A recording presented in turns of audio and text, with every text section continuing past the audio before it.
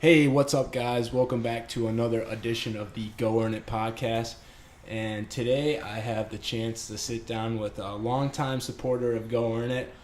He's been with us for basically since the beginning, when the brand just got going and started building. He is Christian Aguilera. Christian, how are you doing today? Pretty good, man. Pretty good. Thank you. So do you like to go by Chris or Christian? Whatever you call me, No man. preference? Nah, it doesn't matter. So I'll go with Chris, just because my brother's name's Chris is easier that way. Thanks, man. Thanks for the time. I appreciate it. I want to start off by congratulating you. You just got your knockout win in LFA, right? Yeah. This past weekend. Where was that at again? That was at the hangar at the Orange County Fairgrounds around here. Let's go right into that. Tell me a little bit about how that experience was, how the training went up leading up to the fight and the fight itself. It was cool, man. I think we took the fight on like 3.5 or 4 weeks notice, which is a little bit shorter than I would like. Right. But it seemed to work out fine. We were staying in shape. We were getting ready for another fight and have like grappling competition and stuff coming up. So we're still like in shape. For sure.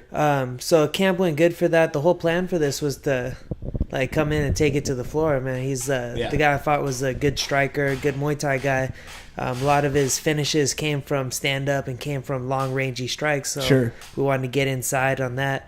But it turned out at fight night, I ended up catching him with the overhand right, just split over the top, and then dropped him the first time, chased after him, and then like 5 seconds later finished it with the same thing. It was a clean shot. It was good, man. It was, 47 seconds or something like 27, that? 27, yeah. I mean, you can't ask for a better night, Don't leave the cage banged up or anything. Yeah, so. It was cool. I was able to go back to the gym and train the next day. Cool, man. Well, good for you. Yeah. So let's backtrack. Let's start from the beginning. Where were you born and raised? More Whittier, California. Okay. So around here towards LA towards area. This area, LA. Okay, cool. And you were a wrestler? No, I actually didn't. I played hockey all growing up. I played hockey from 8 to 18, and then I went to school in New York for that, and then came back and just started training at a gym and started jiu-jitsu first. For sure. And then when I started actually fighting after about like 8 months of training, it was going good. I was just boxing and beating people up, and then my third fight, I got my ass whooped by a wrestler. Yeah. And he just kept taking me down. This dude, Brad Criffield. He took me down, sat on top of me. He was talking shit the entire time of the fight, but like I could do nothing about it.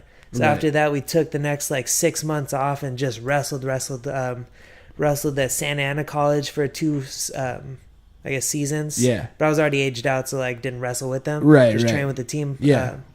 And then was at Modern Day for a little bit because my coach at the time was the coach over there. Sure. And then we went to Church Boys for a little bit as well. I did that a couple times a week. Yeah, and the reason why I asked if you're a wrestler, because now I've watched a couple of your fights, and you really worked your wrestling into your whole skill set, and it's really, really gotten there. Yeah, but after being dominated like that by another man, not being able to stop it, that's the shit I wanted to learn. I wanted to learn how to do that to someone else. Yeah. And now that's one of my main things. I wrestle all the time now. Yeah, and it's huge because with any fighter I talk to, I mean, wrestling's a big foundation you need to have in order to be good in MMA.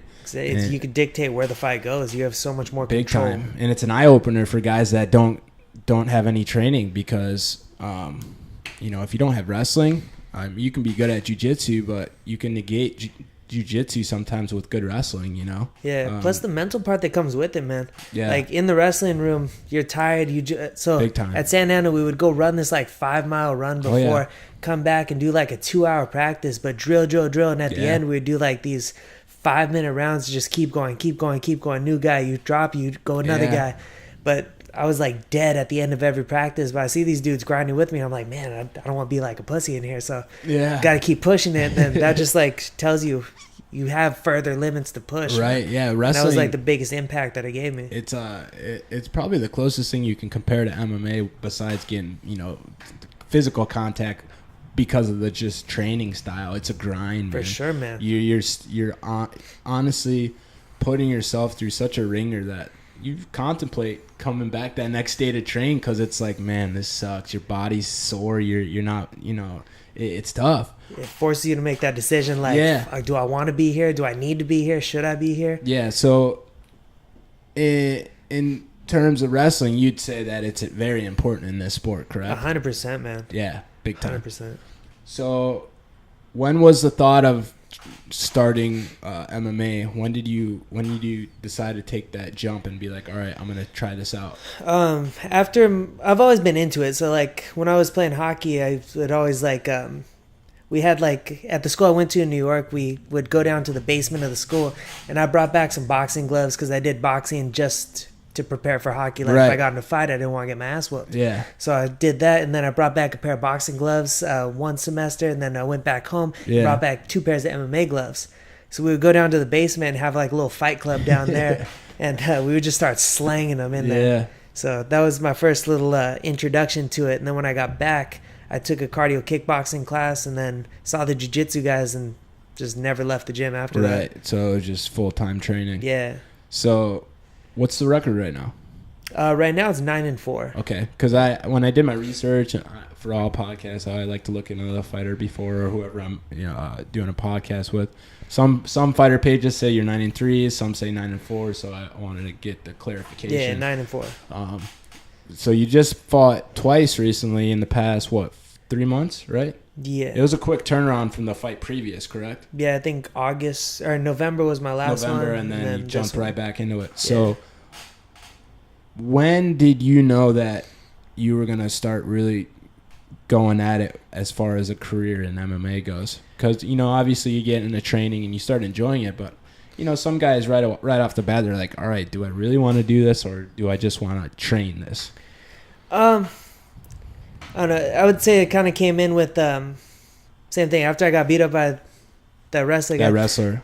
Same thing. I had to make that choice right there. I was like, fuck, do I want to do this? Like, if I do this, I'm not going to get beat up again. And you can't half-ass it either. Yeah. Because if you're going to go into a sport like this, you're sacrificing everything. Your body, your time, your energy, everything. Well, I was still like partying that time, like my version of partying. Sure, go out a little bit and then hanging out, but just like fucking up or messing up outside of the gym. Yeah. So then after I started training, I was like, man, if I come in the next day, if I like go party, I'm going to come in and get my ass whooped because I'm going to go to the gym. Right. It's just how well I'm going to do when I get there. So slowly started making those decisions in my head. And then after I took that little break to learn how to wrestle a little bit, I came back and went on a streak. And then that was it, man. Like after I started feeling after that transitionary period, I started making it in my head, like, this is what I want to do. This is it. Yeah. So everything since then has been to get to the UFC, to make a bigger name for myself. Right. So that was my next question. So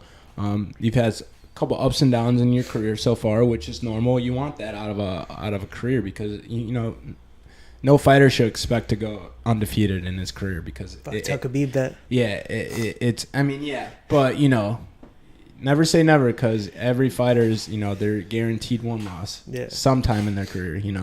There's a few that maybe make it out, like Floyd Mayweather, 50-0, but in MMA it's very rare. Yeah. Khabib's like the only guy right now that's doing it. So, like you just mentioned a little bit ago, UFC's the end goal, right? Yeah. You want to eventually get to UFC. So, let's backtrack. Back in the summer, I believe you were on Dana White's Looking for a Fight, and didn't go your way. Happens. What did you learn from that experience? I learned a couple things. I was in my head a lot for that fight, and I feel like I needed to tighten up a lot of things. I was coasting on just like not necessarily coasting on natural ability, but coasting on what the things that have been working instead of trying to tighten everything up. After that, it forced me to take a more critical look at if I'm striking correctly, if I'm blocking at the same time, if I'm doing the right things.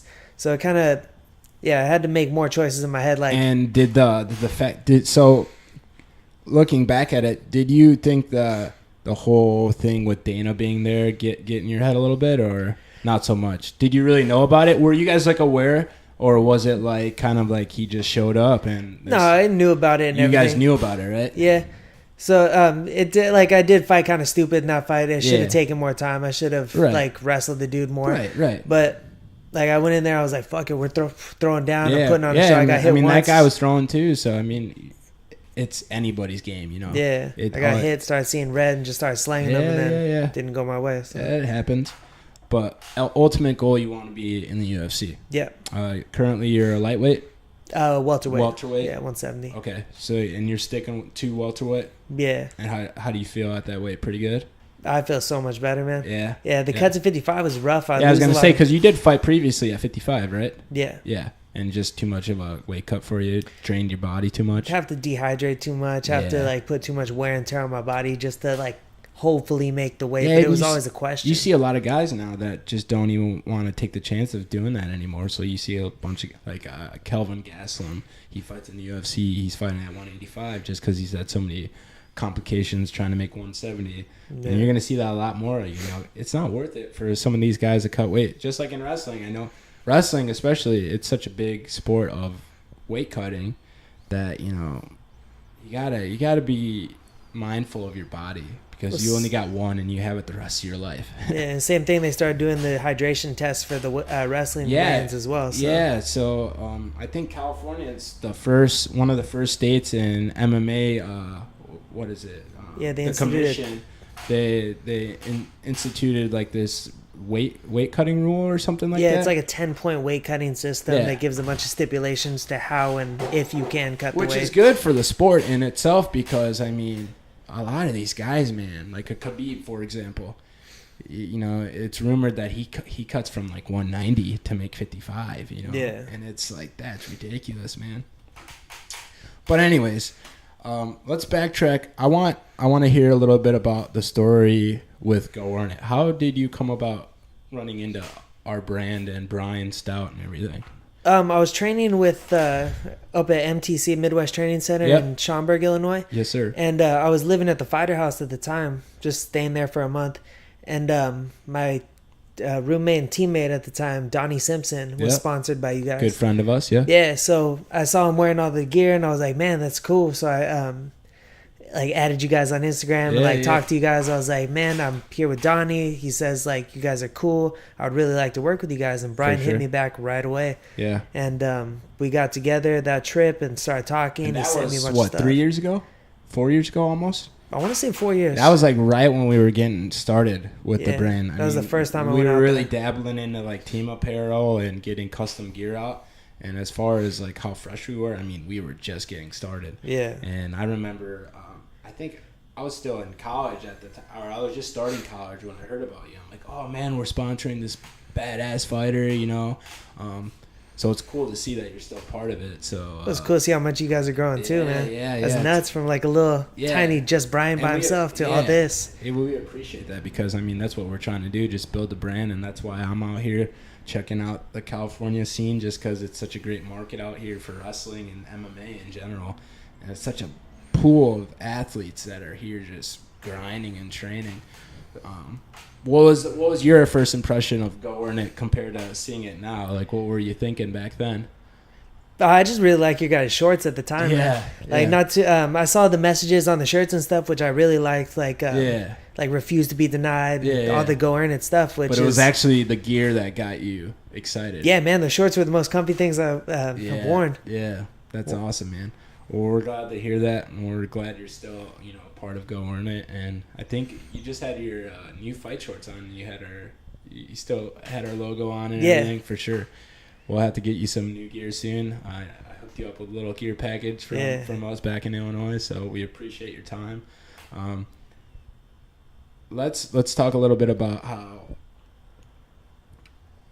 how do you use MMA now to, like, is MMA for you more or less a hobby? And I don't mean it like a hobby because you got to take this like like almost like a job.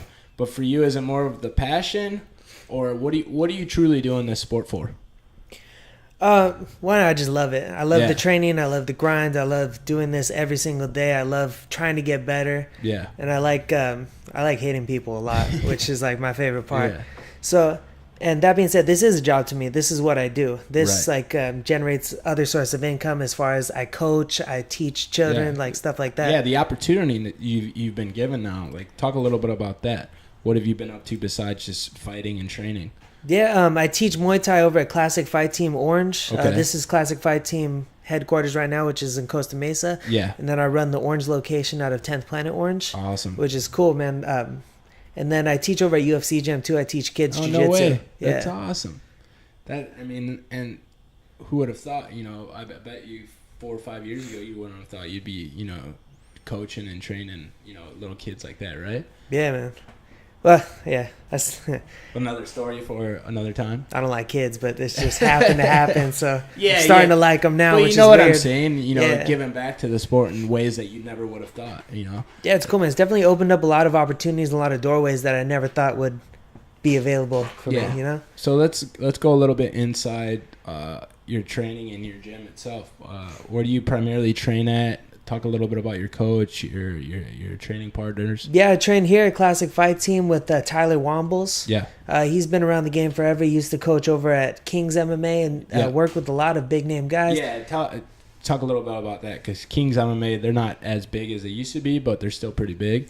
Yeah, he was over there for a while, and then he opened up his own place here, which he's still bringing in tons of guys, man. Like, this is still one of the best Muay Thai schools I've ever trained at. It's crazy. Yeah. And then I train over at Team Oyama as well. That's my main MMA gym. Yeah. And I was there this morning, but I do all my wrestling, all my actual MMA practices there with Coach Colin Oyama. Yeah. And same thing, man. He's been around the game forever. He's coached guys like Rampage. He's coached like name any big name. He's been their coach for a long time. Now, for you, does it feel weird running into like UFC fighters or Bellator fighters or big names that you might run into training or anything? How does that feel for you? Does it inspire you? Is it just not? Because I seem to get this impression from a lot of guys is that in MMA, for me, you guys are like celebrities, but for everybody else, it's just another person. So what's it like for you? It's cool to see guys come in just to see like how hard they work. Yeah. But at the end of the day, like, we're competing together. Like, if we're training, we're training with each other. It's not like I could put you on a pedestal because I'm trying to fuck you up during the training. Yeah. So that being said, like, it's cool. The guys are cool. It's cool to just know them. Right. But like, I want to be one of them. Yeah, so I can't put them on a higher level because I want to achieve this. And that's a good mindset to have, because some guys overlook that and they're like, oh, I look up to you. And then before you know it, you might end up finding that guy. And then it's the same thing, man. Like in a wrestling room or in a MMA practice, like, you're only as good as you are that day. Yeah. Like, I don't care what happened on the weekend. Like, if we're here and I'm whooping your ass or you're whooping my ass, that's what you represent today. Yeah, for sure. So, like, if you're going out and partying and shit and then coming in and getting beat up, that's what I see of you. That's all I see. Yeah, like, it's the truth. And so, yeah, it doesn't really faze you, really, then, to see other MMA fighters that you might see in UFC or whatnot, because you're just worried about... we have a bunch of them over at Team Oyama. We have a bunch of them here, but... Do you get to train with any of those guys personally? Every day, yeah. Like, who we talking? Over here, we have Raymond Daniels, the Bellator kickboxing champion. We have Sean Strickland's over here now. No way. Moses Murrieta, he's another big guy. And then over at Oyama's, the wrestling coach over there, Alex Perez, he's in the UFC. Oh, really? Chito Vera's over there. Yeah. And a bunch of other people, man. It's like, that's there's a lot of Goyito, right? No, it's Chito. That's Chito. Yeah, Chito. Marlon Vera. Yeah. That's awesome, man. Well, that's great to hear. So, for you, and I don't know how it goes with MMA fighters and getting contracts and whatnot. How does a guy like you get in a UFC?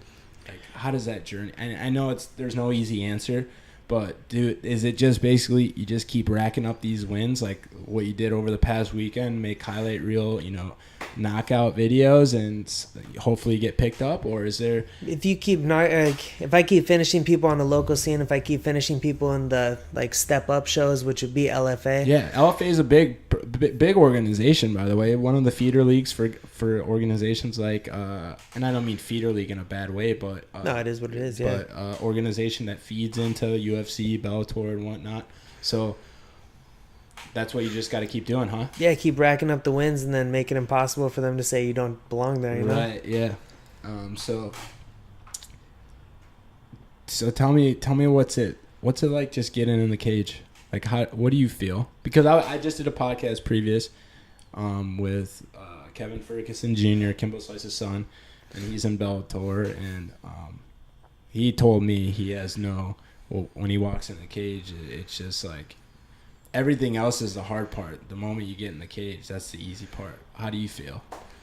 Yeah, like definitely the same. The training's way harder than the fights. It seems to me like with MMA fighters, the hard part's already been put in. Everything else is just easy now, as far as stepping in the cage and just letting it fly, right? Yeah, not necessarily easy, but it's and I don't mean easy like, oh yeah, this is easy, but you know.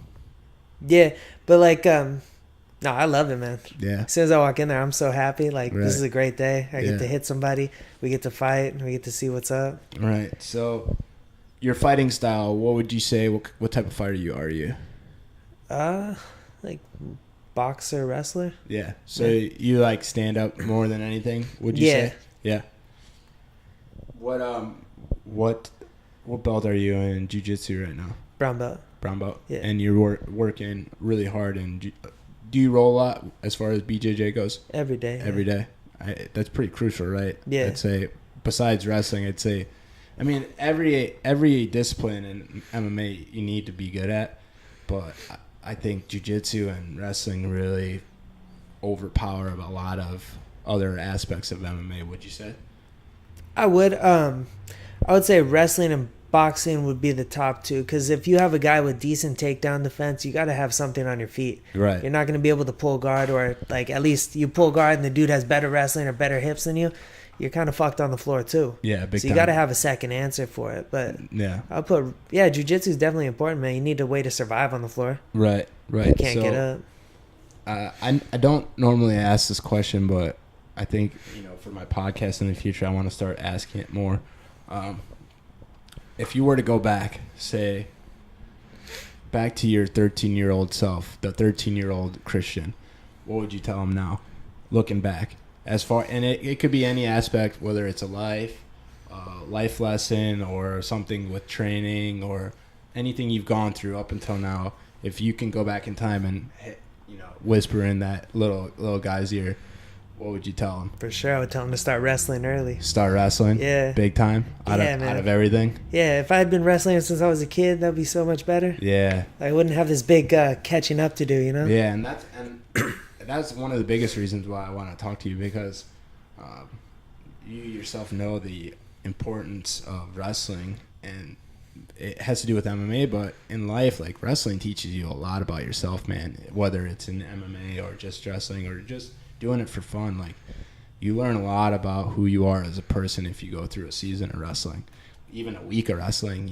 It's not for everybody. You go in, and I've met guys that are big, strong football players that walk in, get fucking racked by these small guys. Yeah, they think they're good at being an athlete, but you walk into a wrestling room, I don't care how big or small anybody is, like, you're gonna get worked. Yeah. Big time.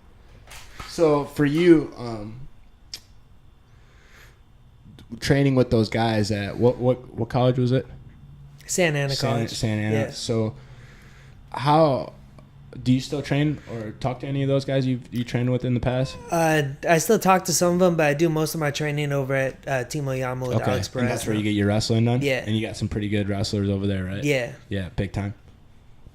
So how's the California life? How do you like living out here? Because we're scoping out the area. Maybe possibly, this is a little hint for everybody. We're looking to relocate or add another location to the Go Hornet brand, and we're looking to branch out to California. Tell me a little bit about how the Cali life is for you. It's awesome, man. I live out in La Habra, which is same thing, closer to like LA County, but I'm always down here training. California has everything, man. We have beaches, we have mountains, we have whatever you want to do, we have it here. Yeah. And plus, as far as like MMA scene, this is the new Mecca. It used to be Brazil. It used to be like these foreign places, but California's it now. Yeah. Everyone's coming here. Everyone's relocating to this place to get better. So yeah, I think people take for granted how big of a MMA state California is, because I mean, you got the East Coast and everything else over there, but California is really growing like big time, man. I think Bellator is having a event at the Forum this weekend. They got some fights going on. Big time. They have the 20th and the 26th. Yep. And so, do you ever go to fights like that, or do you try to stay away from all that? Depends what my bank account says we can do, you know? Yeah. Like, shit's still expensive. I got to pay for tickets. But let's get into that. So, fighting's not cheap, and I mean that in a way for your personal life, you know, like the training you do, the managers, the coaches, the recovery. How has that affected your not only your income but the way of living? Do you have to tackle it a different way? See it a different way? Because I mean, it's not like your everyday Joe Schmo. You have a job like this. This not only takes the physical part of you, but it takes, you know, your personal life too. Well, my fiance is like super understanding as far as me being out of the house all day and everything. Yeah. And like I told her in the beginning, man, it requires late nights, it requires early mornings, and this is what I'm gonna do. Yeah. So that being said, the hardest thing to manage is like rest periods. Okay. Because I always want to go do something. I always want to go train more, but like if I train too much, then my next training session shit. So as far as like financially, it's like a small price to pay. It's eventually going to work out. I'm going to make it to a place where I can sustain myself purely on fighting. Right. But till then, I love teaching. I love coaching. I love doing all that. And then I have a computer job as well, which is super understanding as far as like nice. When I can work and when I could do stuff. So awesome. Like everything just lined up to make this lifestyle possible. Now, how long you been with your fiance? 2010. So like 8 years. Yeah. And how does she take you fighting and whatnot? She's cool with it. Yeah. Does she go to your fights? Yeah, all of them. And she's pretty cool with the reaction, just reacting to it. Her reaction's pretty supportive, or is she one of those, the moment she sees you get hit, she cringes, looks away? I don't know. I never asked her about that. I was like, oh, we won, or oh, it didn't work out. Yeah, but like, so she's pretty supportive. She lets you do your thing. Yeah. Doesn't really get in between you and your training and whatnot. No. That's awesome. So I guess the next thing I really want to talk quick about is when's your next fight? Do you got anything lined up yet? Is there anything you could spill the beans on? Yeah, the 24th of February is my next MMA fight for King of the Cage. Awesome. And, so that'd be cool. And do you know your opponent yet? I do, but I forgot his name. Oh, okay. But I have it Doesn't matter, man, because you got to train for anybody. You got to be ready for everybody. Exactly. So the 24th February, fighting King of the Cage. Where will that be at? Ontario is Citizens Bank Arena. Okay, and that's in California? Yeah. Okay. And have you ever fought near or around that area before? Yeah, I fought there twice. You fought there before? Yeah. So you're familiar with being in that arena then, huh? Yeah. That's awesome. It's cool, man. It's like an old hockey arena, so it's big with stadiums. And this is your first time fighting for King of the Cage, right? Second. You fought for them before? Because you fought for the likes of LFA, Bama. King of the Cage, CFFC. So you've done some of the biggest promotions in the local regional circuit. So, I mean, it's only a matter of time before, you know, Bellator or UFC gives you a call and be like, hey, we need you ready to roll. So that's what we're hoping, man. I keep paying my phone bill, so if they call, I got this. I'm excited to see you branch out. Another quick question. What do you think about the gear? Oh, it's awesome, man. I like this new line of stuff. Those joggers are dope. Yeah. So, Plus the whole, like, American flag thing. It's sick. We're happy to hook you up, and we're glad, you know, we have you on board and whatnot, and we got plenty of more to come. So, I guess my last question for you, just because I know you got to get to coaching and whatnot, is let's keep it simple. Yet I always ask it, and I always close out the podcast with this question, and that is, what does go earn it mean to you? If somebody says you got to go earn it, and the Chris Aguilera version, what would he say? What go earn it means to him? It just means going in every day and grinding 100%, man. Because he's like, if you go in there and half-ass, you're only going to get half-ass results. Right. So if you go in there and give it everything to where you're like damn near dead at the end of practice, that's success. That's a day you earned your spot on the mat. You earned your right to be there. Right. Because like when we have these pro practices or we have the advanced class practices, and like you see the guys who don't belong there. Right. You see the guys who aren't putting in the work. And you're earning your spot every day. Yeah. Like every day is a tryout. It's pretty apparent. You see the guys that come in and half-ass it versus the guys that want it. They're the ones taking the long breaks. They're the ones taking their time to put their shit on.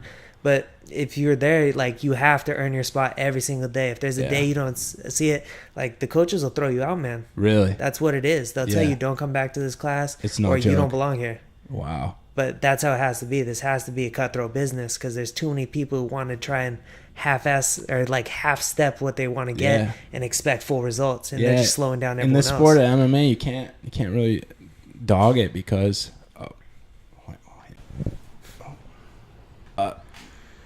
Chris, where can we find you?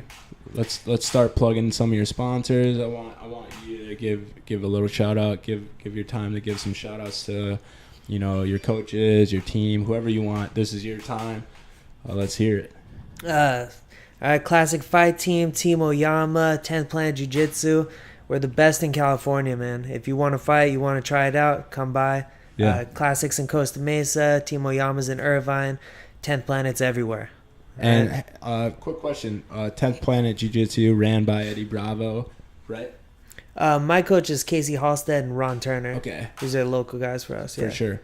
And how's that system? You enjoy the 10th Planet? Because I know it's a little bit different than traditional BJJ, correct? Yeah, it's cool as far as the creativity it allows you and the different like avenues to get into the same moves. You know what I'm saying? Right. Like, there's a fundamental list of things or moves that they like to pull, and there's like 1,000 ways to get into them, which I like the diversity. And it's mainly no-gi, right? Yeah. Yeah. Do you ever train gi? I do, but not too often anymore. It's not too relevant. It doesn't apply. It doesn't apply to MMA as much as no-gi, right? It doesn't. Yeah. When you're starting out, I 100% believe you should start in a gi, just because it forces you to slowly think about it. Sure. But as you get better, as you start learning the moves or learning at least the fundamentals, you can start taking the gi off and learn how to scramble, learn how to do more of the like explosive movements and catch things in flow. For sure. All right. Well, Christian, where can listeners follow you at?